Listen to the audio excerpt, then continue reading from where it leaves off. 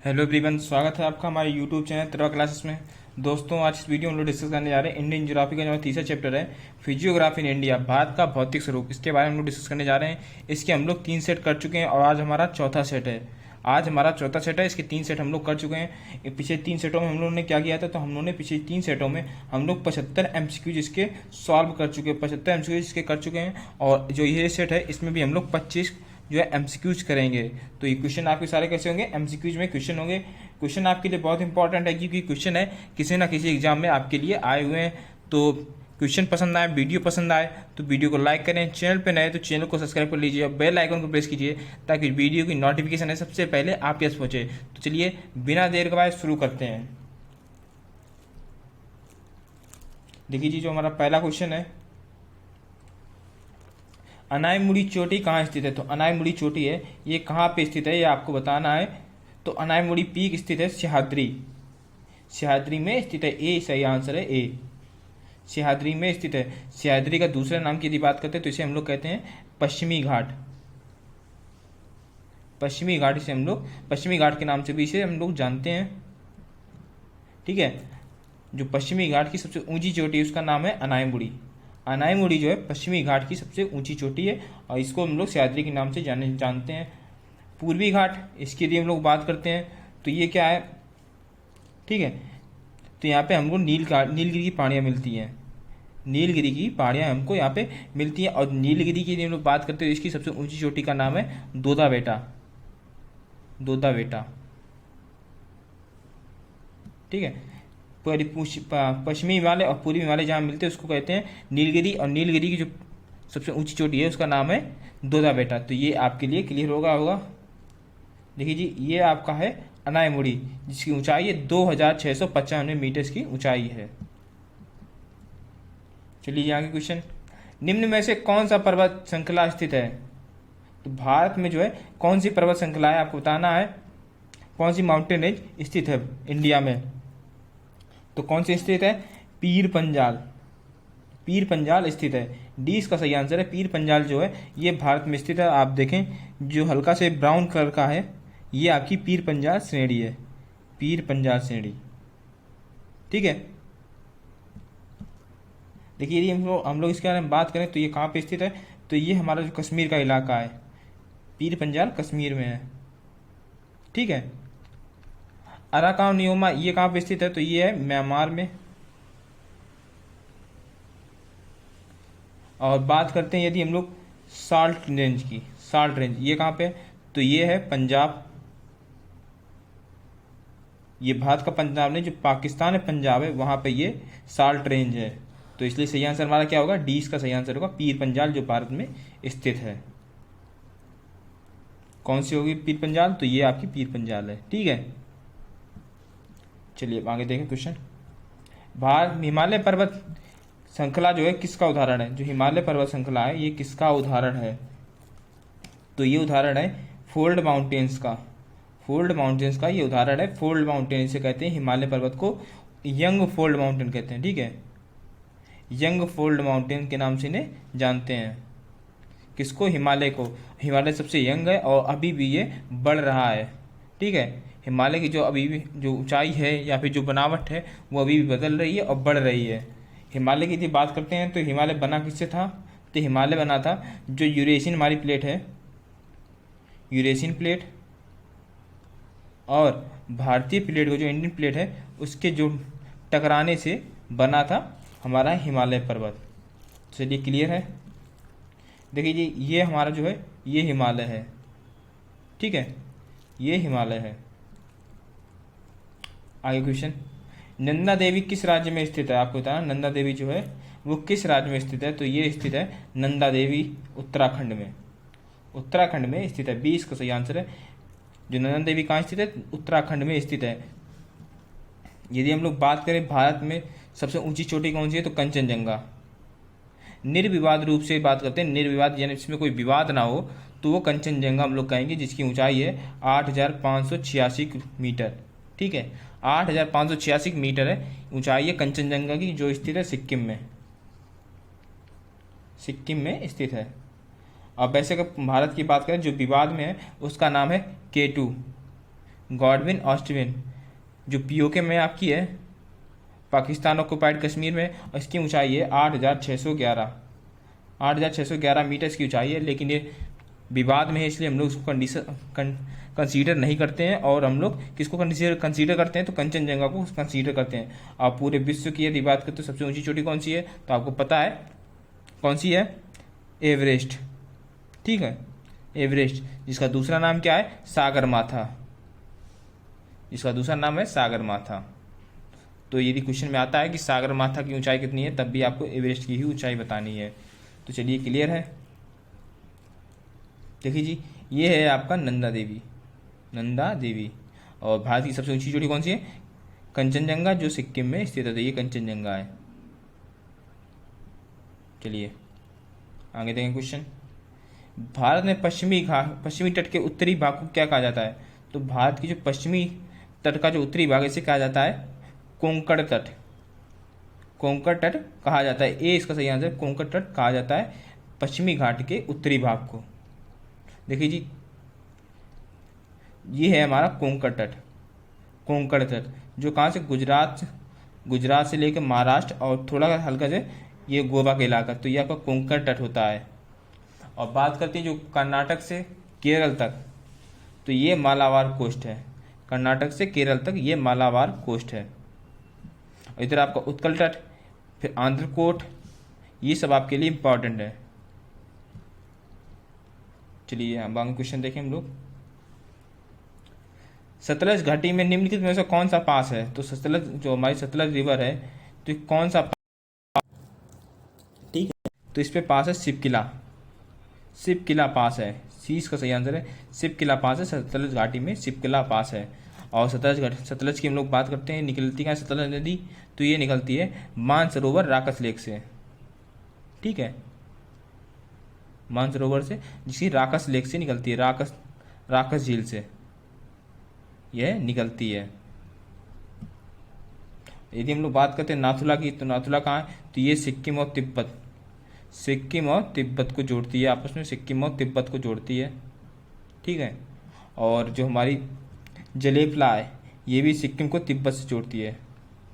ठीक है, सिक्किम एंड तिब्बत को जोड़ती है। तो ये भी आपके लिए इंपॉर्टेंट है, आपको ये जो दर्रे याद रखने हैं। देखिए जी, ये है शिवकिला। यहाँ से क्या होता है, यहाँ से सतलज नदी है जो मानसरोवर राकस लेक से निकलती है, जो शिवकिला पास से होते हुए इंडिया में प्रवेश करती है, भारत में प्रवेश करती है, जो आगे चल के किसकी, सिंधु नदी की सहायक नदी बन जाती है। आगे, कैलाश मानसरोवर के तीर्थ यात्रियों को तिब्बत में प्रवेश करने के लिए किस दर्रे से गुजरना पड़ता है, तो उनको गुजरना पड़ता है, किस दर्रे से गुजरना पड़ता है, लिपू लेक। सी इसका सही आंसर है, लिपू लेक दर्रे से गुजरना पड़ता है। और लिपू लेक दर्रा है कहाँ, तो ये है उत्तराखंड में, है दर्रा है, लिपू लेक दर्रा उत्तराखंड में है। ठीक है, खारदुंगला, ये भी एक के लिए इंपॉर्टेंट है, ये कहाँ है, तो ये लेह में दर्रा है, ये दर्रा लेह में है। देखिए जी, जैसे लिपू लेक ये कहाँ है, तो ये है उत्तराखंड में, चाइना के पास जो है, ये चाइना, और ये आपका लिपू लेक, जिसे काला पानी के नाम से हम लोग जानते हैं। चलिए जी आगे देखिए क्वेश्चन। बैंडलैंड स्तराकृति किस विशेषता है, देखिए जी, बैंडलैंड स्तराकृति आखिर होती क्या है, बैंडलैंड टोपोलॉजी, इसकी कैरेक्टरिस्टिक्स क्या है। देखिए, तो जैसे जो हमारी ज़मीन होती है, जो पहाड़ होते हैं, चट्टानें होती हैं, उनके क्या होना, उनका ऊपर की ओर बढ़ना। ठीक है, ऊपर की ओर बढ़ना, जब आपस में चट्टानें टकरा रही हैं, टकराने के बाद सीधी सी ऊपर बढ़ जाती हैं, तो इसे हम लोग कहते हैं बैंडलैंड स्तराकृति, बैंडलैंड टोपोलॉजी कहते हैं। और ये किसकी विशेषता है, तो ये चंबल घाटी की विशेषता है। ठीक है, किसकी विशेषता है, चंबल घाटी की। ए इसका सही आंसर है, चंबल घाटी में। चंबल घाटी वही घाटी है जिसमें आप लोग डाकू वगैरह मिलते थे हमारे पिछली टाइम पे।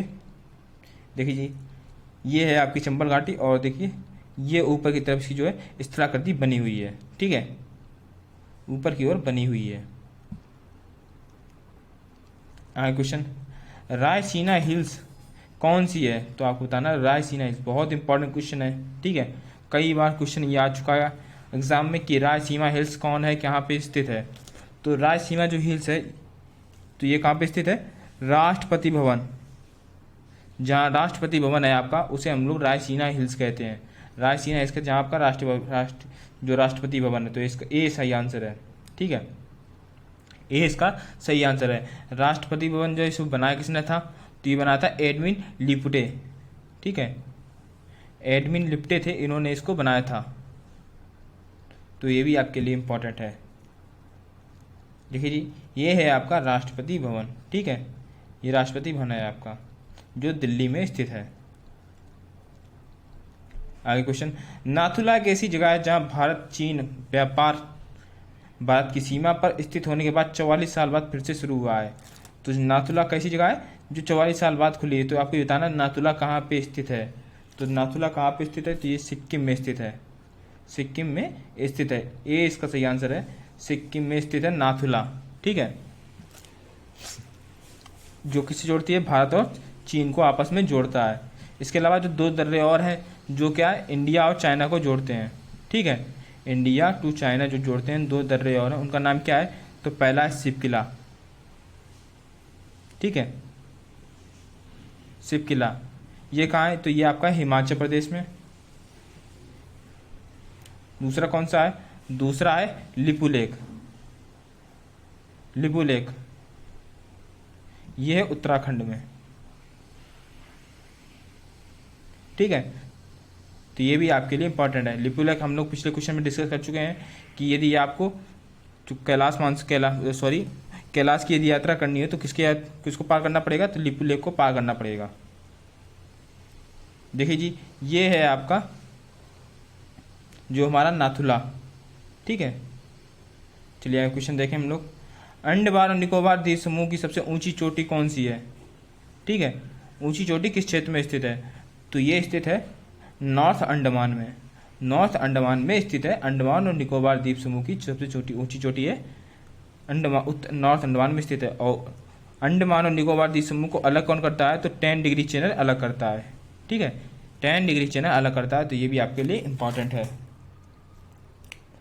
यदि देखिए आपने पिछली वीडियो नहीं देखी है तो वीडियो जाके पिछली बार देख लें, वो भी आपके लिए इंपॉर्टेंट है। और क्वेश्चन उसमें भी हम लोग ने अच्छे से डिस्कस कर रखे हैं। यदि आप वो वीडियो देख के आएंगे तो इसके जो क्वेश्चन यदि आपको नहीं पता होगा इसके भी आप आंसर दे देंगे। तो चलिए आगे देखते हैं क्वेश्चन।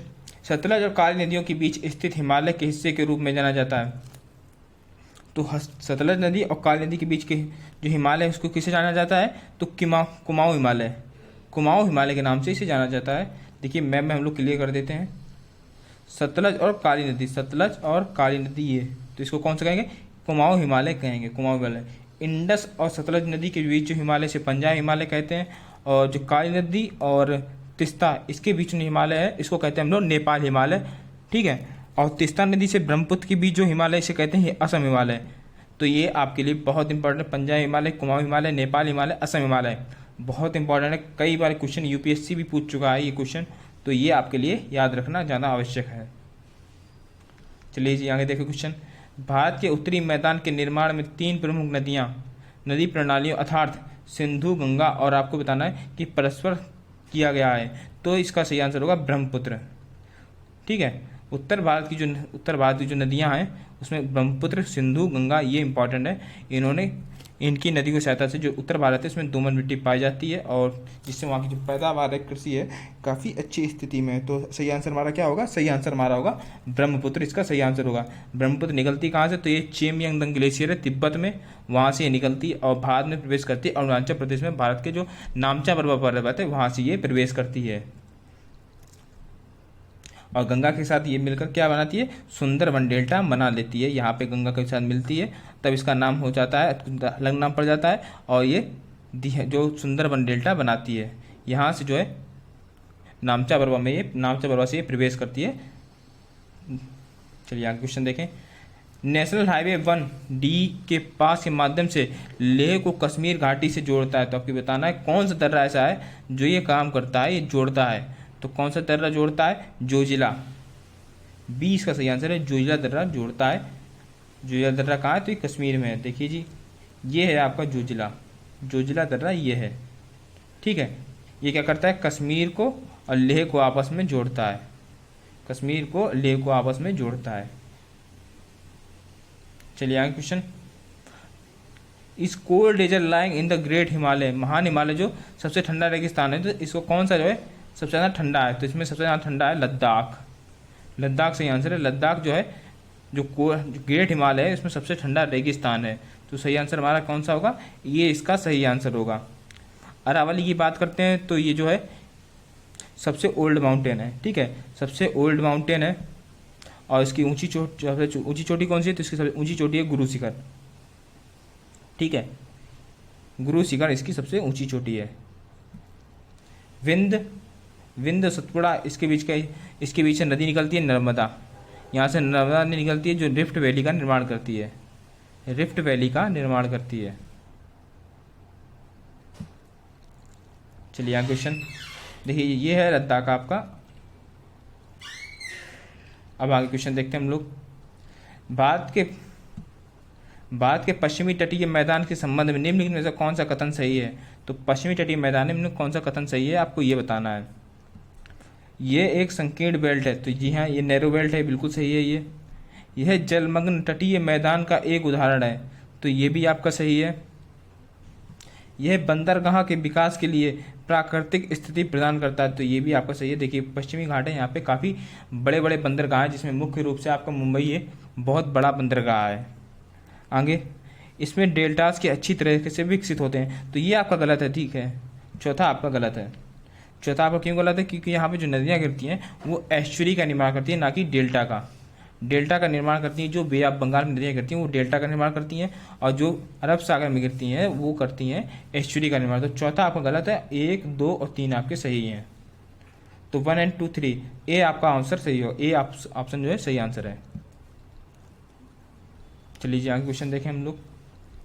भारत के निम्नलिखित भागों में से कौन सा एक भूकंप क्षेत्र 5 के अंतर्गत आता है, मतलब जो क्षेत्र 5 है, एरिया 5 के अंतर्गत आता है, कौन सा इसमें से है, तो इसका सही आंसर होगा north eastern region. North eastern region है ये जो है, ये जोन 5 के अंतर्गत आता है, जोन 5 के अंतर्गत आता है। तो कौन सा सही आंसर होगा हमारा, डी इसका जो है सही आंसर होगा।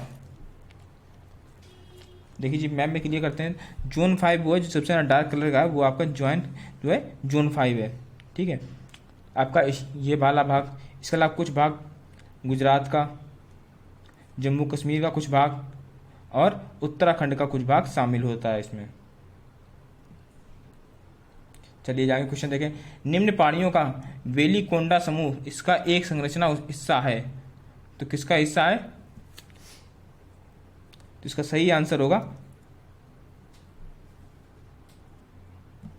ईस्टर्न घाट, सी इसका सही आंसर होगा, ठीक है, सी इसका सही आंसर होगा। और पश्चिमी घाट और पूर्वी घाट जहाँ मिलते हैं वो कहते हैं नीलगिरी पे पहाड़ियाँ, नीलगिरी पे। और इसकी सबसे ऊंची चोटी कौन सी है, तो इसकी सबसे ऊंची चोटी है डोडा बेटा, डोडा बेटा इसकी सबसे ऊंची चोटी है नीलगिरी की। और नीलगिरी की पहाड़ियाँ क्या है, जहाँ पे पश्चिमी और पूर्वी घाट मिलते हैं, ठीक है। देखिए ये आपका है पश्चिमी घाट और ये है आपका पूर्वी घाट, ठीक है। चलिए आगे क्वेश्चन देखें हम लोग। अब यदि आप हिमालय से यात्रा कर रहे हैं और आप देख सकते हैं कि निम्न में से कौन से पौधे स्वाभाविक रूप से उग रहे हैं, तो आपको बताना है इन तीनों पौधों में से स्वाभाविक रूप से कौन से पौधे उग रहे हैं यदि आप हिमालय की यात्रा कर रहे हैं। तो ओक, तो ये सही आंसर है जी, ओक दिखते हैं जब आप हिमालय के ऊपर यात्रा कर रहे हैं। एरेंडोडेंड्रन, तो ये भी सही है, दूसरा भी सही है, यहाँ भी सही है। सैंडलवुड ये गलत है जी, सैंडलवुड गलत है, ये पाया जाता है आपके नॉर्थ ईस्ट में, ठीक है, नॉर्थ ईस्ट में पाया जाता है। और पाया जाता है कहाँ पे, जो फुटील्स हिमालय है, फुटील्स हिमालय वहाँ पे पाया जाता है। जब आप ऊपर जाएंगे तो ये नहीं पाया जाता है, जब हिमालय से आप ऊपर जाएंगे तब नहीं पाया जाता है, लेकिन जो है नीचे हिमालय के नीचे ये पाया जाता है। तो 1 और 2 आपके सही आंसर है, ए इसका सही आंसर होगा, ठीक है, ए इसका सही आंसर होगा। आगे क्वेश्चन, साइलेंट वैली किस क्षेत्र में स्थित है, तो आपको बताना साइलेंट वैली जो है ये किस क्षेत्र में स्थित है, तो ये स्थित है केरल में, केरल में ये स्थित है, ठीक है, केरल में स्थित है। और साइलेंट वैली के नाम से एक नेशनल पार्क है, साइलेंट वैली नेशनल पार्क, और ये भी स्थित है आपका केरल में स्थित है। तो ये भी आपके लिए काफ़ी इंपॉर्टेंट है। देखिए जी ये है आपकी साइलेंट वैली जो केरल में स्थित है। आगे, निम्नलिखित में से कौन सा क्षेत्र शुष्क स्टेशन है? तो सबसे शुष्क स्टेशन कौन सा है? ड्राइएस्ट स्टेशन, तो ये है लेह। लेह ये क्या है? ये कोल्ड डेजर्ट है, कोल्ड डेजर्ट है, ठीक है। और यदि हम लोग बात करते हैं, यदि लेह ना दे रखा हो ऑप्शन में, तब आपको टिक करना है जैसलमेर, ठीक है। जैसलमेर भी जो है ये सबसे शुष्क इलाकों में से एक आता है। यदि आप लेह ना दे रखा हो जैसलमेर ऑप्शन में हो तो आप जैसलमेर को टिक कर सकते हैं, और यदि लेह और जैसलमेर दोनों एक साथ ऑप्शन में हो तो आप लेह को टिक करिए। देखिए जी, ये कुछ आपके लिए इंपॉर्टेंट है, काफ़ी बार एग्जाम में आए हुए हैं। टू रेनेस्ट स्टेशन, तो ये शिलोंग और मुंबई है आपका। टू ड्राइएस्ट स्टेशन, लेह और Jodhpur. Two station with most equal climate, Bengaluru and Thiruvananthapuram. Two station with most extreme climate, Leh and Jodhpur. Two station most influenced by the Arabian branch of south west monsoon, तो ये त्रिवत्तमपुरम मुंबई, ठीक है। ये सारे आपके लिए इंपॉर्टेंट है, आप इसके स्क्रीनशॉट ले लें। और चलिए आगे देखते हैं क्वेश्चन। सिक्किम से गुजरने वाले अक्षांश भी गुजरते हैं, तो सिक्किम से जो अक्षांश गुजरता है, तो और कौन से स्थान से जो अक्षांश की जगह गुजरता है? तो ये राजस्थान से गुजरता है। राजस्थान और सिक्किम से एक ही अक्षांश गुजरता है, तो ये इसका सही आंसर है। और कौन सा? 27 डिग्री, ठीक है। 27 डिग्री जो अक्षांश है ये राजस्थान और सिक्किम से तो एक गुजरता है। देखिए जी, ये है आपका जो राजस्थान से 27 डिग्री जो है ये राजस्थान से गुजरती हुई सिक्किम में भी गुजरती है, ठीक है। आगे, यदि हिमालय पर्वत नहीं होता तो भारत पर सबसे अधिक भौगोलिक प्रभाव क्या होता? देखिए जी, यदि हिमालय पर्वत नहीं होता है तो क्या होता? जो हमारा उत्तरी ध्रुव है, ठीक है, उत्तरी ध्रुव है, उससे जो हवाएं ठंडी हवाएं आती वो सीधा भारत में प्रवेश करती, जिससे हम लोग को सर्दी का ज़्यादा एहसास होता है। इसके अलावा जो हमारे उत्तर भारत की नदियाँ हैं जो बरस भर पानी देती हैं, वो पानी नहीं होता, भारत एक रेगिस्तान होता, ठीक है। तो चलिए आगे देखते हैं, जिसमें ऑप्शन पढ़े। देश के अधिकांश हिस्सों में साइबेरिया की ठंडी लहरों का अनुभव होता, तो ये जी बिल्कुल सही है। यदि हिमालय ना होता तो साइबेरिया की जो ठंडी हवाएं हैं वो हिमालय से टकरा कर जो वापस हो जाती हैं वो सीधा भारत की तरफ आती हैं। इंडो गैंगेटिक मैदान जैसे व्यापक जलोढ़ मिट्टी के रहित होता, तो जी हाँ, ये भी बिल्कुल सही है, क्योंकि यदि हिमालय है तभी भारत में जो उत्तर भारत में नदियाँ बह रही हैं, और हिमालय नहीं होता तो उत्तर भारत में नदियाँ नहीं बह रही होती और जलोढ़ मिट्टी यहाँ पे नहीं होती, तो ये भी दूसरा भी आपका ऑप्शन सही है। मानसून का पैटर्न वर्तमान में जो है उससे अलग होता है, तो ये भी सही है, क्योंकि जो हिमालय है वो मानसून को रोकता है, तो ये भी आपका सही है। 1 और 2 3 तीनों आपके ऑप्शन सही है, तो सही आंसर होगा हमारा डी ऑप्शन सही होगा, डी इसका सही आंसर होगा। आगे, निर्विवाद भारतीय क्षेत्र की सबसे ऊंची चोटी कौन सी है? तो निर्विवाद रूप से भारत की सबसे ऊंची चोटी है वो कौन सी है? कंचनजंगा, 20 का सही आंसर है। कंचनजंगा जो है निर्विवाद रूप से भारत की सबसे ऊंची चोटी है। और अगर विवाद से बात करते हैं कि विवाद में यदि कोई है जो सबसे ऊंची चोटी है तो उसका है K2। K2 है, ये भारत की सबसे ऊंची चोटी है, लेकिन ये विवाद में POK में स्थित है ये। और निर्विवाद रूप से कौन सा सही है? तो ये कंचनजंगा सही है, कंचनजंगा इसका सही आंसर है। और नंदा देवी जो है भारत की सबसे दूसरी ऊंची चोटी है निर्विवाद रूप से। एवरेस्ट क्या है? तो एवरेस्ट ये नेपाल में स्थित है और विश्व की सबसे ऊंची चोटी है। इसकी ऊंचाई कितनी है? तो इसकी ऊंचाई है 8,849 मीटर इसकी ऊंचाई है। चलिए आगे देखें क्वेश्चन। निम्नलिखित में से कौन सा अक्षांश भारतीय मानक समय निर्धारित करता है? तो सही आंसर होगा हमारा 22.5 जो है डिग्री ईस्ट, ये इसका सही आंसर है। डी इसका सही आंसर है, ठीक है, डी इसका सही आंसर है। और ये निकलती कहाँ से? तो ये यूपी का जिला है मिर्जापुर से ये निकलती है। और भारत में किस राज्य से पास होती है? तो यूपी, MP, उत्तर प्रदेश, मध्य प्रदेश, छत्तीसगढ़, उड़ीसा और आंध्र प्रदेश से ये पास होती है। और इसके बारे में और बात करते हैं, तो ये कितने जो है 0 डिग्री से कितनी दूरी पे? तो 5 घंटे 30 मिनट, 5 घंटे 30 मिनट ये जो है आगे चलती है। तो चलिए आज के लिए बस इतना ही। वीडियो पसंद आए तो वीडियो को लाइक करें, चैनल पर नए तो चैनल को सब्सक्राइब कर लीजिए और बेल आइकन को प्रेस कीजिए ताकि जो वीडियो की नोटिफिकेशन सबसे पहले आपके पास पहुंचे। और पिछली वीडियो यदि आपने नहीं देखी है, जो हम लोग MCQs कराए हैं, वो वीडियो नहीं देखी है तो आप वीडियो जाकर अवश्य देखें। तो चलिए मिलते हैं 5वें सेट में, तब तक के लिए धन्यवाद।